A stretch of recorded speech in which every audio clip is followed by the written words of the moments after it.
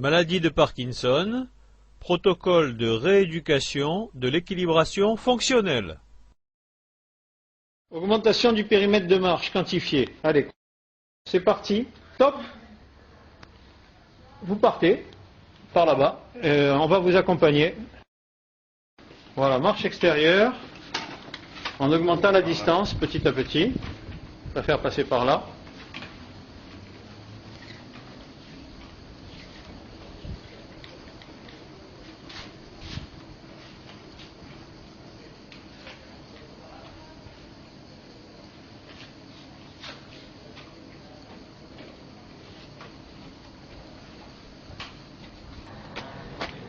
Voilà.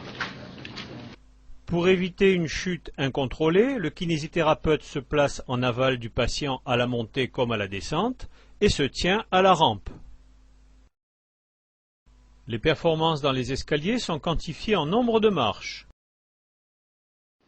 Voilà, mettez la chaîne par terre et vous posez les mains. Non, vous posez les mains. Les deux mains par terre. Voilà, les genoux maintenant, doucement, les genoux. Voilà. Et on s'assoit. Doucement, maintenant. Doucement. Vous retournez. Voilà. Et vous vous allongez doucement. Doucement que vous puissiez. C'est trop vite tout ça. Doucement. Voilà. Debout, doucement. On se met à quatre pattes d'abord. Avec les genoux sur le tapis. Donc, gardez bien les genoux sur le tapis. On va tourner. Voilà, très bien. Et voilà, les deux genoux, remettez-les sur le tapis. Voilà. Maintenant, vous mettez un pied, les pleins, vous mettez un pied comme ça. On va commencer avec les guides. Allez-y. Voilà. Alors, Allez, essayez d'aller debout, là. Voilà, tendez bien vos jambes. Hein.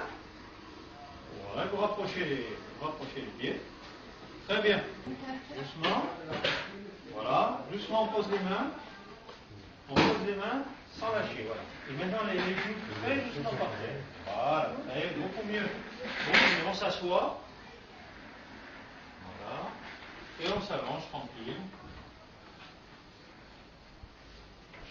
Voilà. Impeccable. Et on se relève aussi sec, comme tout à l'heure, en passant par le quatre pattes.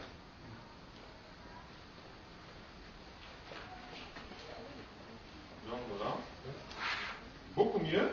Beaucoup mieux. Attention. Doucement. Non, non, les deux mains par terre. Voilà, allez-y maintenant. Soulevez les fesses. Voilà. Allez-y. C'est. Hop. Voilà. C'est bon. C'est comme ça que vous le Ça va? Oui, oui. Voilà. Ça fatigue? Un peu? Un peu. Alors, on ne s'est pratiquement pas reposé. Vous sentiriez le refaire tout de suite, tout de suite? Non, repos. Voilà, auto-évaluation de la fatigue.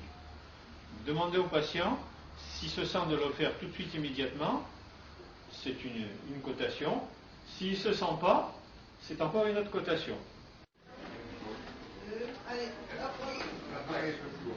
Voilà, la position assis à debout, il n'y a aucun problème. Aucun problème. Et vous avancez.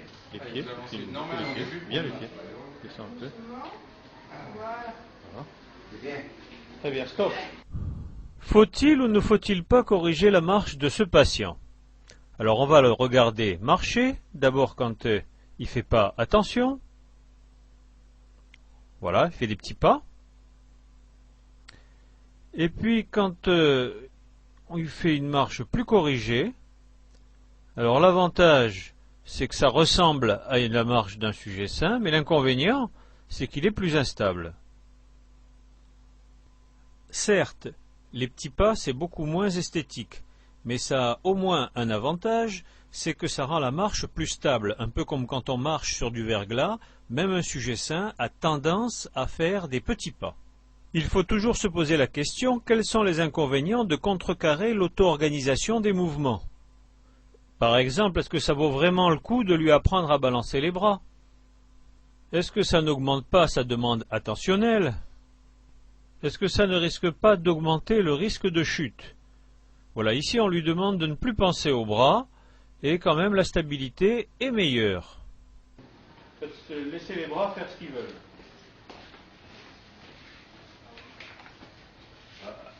Allez jusqu'au bout là-bas. Il y a une petite perte d'équilibre.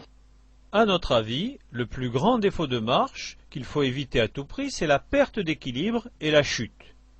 Tout doit être fait pour éviter les pertes d'équilibre et les chutes. C'est en particulier le cas pour l'écartement du polygone de sustentation qu'il faut respecter. Il ne faut pas vouloir corriger ce qu'on considérerait comme un défaut de marche. Il en a besoin pour s'équilibrer. Alors quand vous êtes bloqué, admettons que vous êtes bloqué, on vous a appris le pas de parade, alors on va faire comme ça, voilà. Et après ça part. Apprentissage du pas de parade. Stop. Vous êtes bloqué, qu'est-ce que vous faites?